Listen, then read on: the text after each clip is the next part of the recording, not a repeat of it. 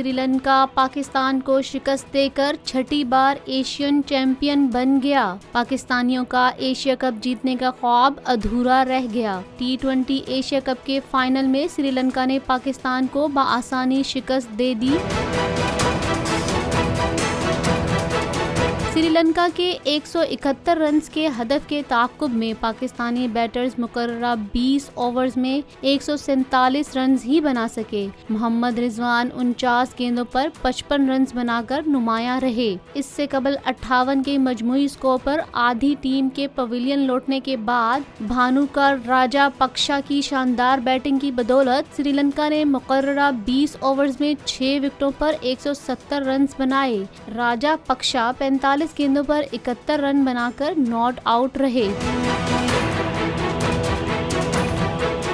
Dubai international cricket stadium में खेले गए मैच में पाकिस्तान के कप्तान बाबर आजम ने टॉस जीतकर श्रीलंका को बैटिंग की दावत दी, जबकि पाकिस्तान की टीम ने 2 तब्दीलियां की गईं। हसन अली और उस्मान कादर की जगह नसीम शाह और शादाब खान को टीम में शामिल किया गया। पाकिस्तान टीम ने आगाज से ही इंतहाई सुस्त बैटिंग की। कप्तान बाबर आजम इस मर्तबा भी अच्छी कारकर्दगी दिखाने में नाकाम रहे। सिर्फ 5 रन पर ही आउट हो गए।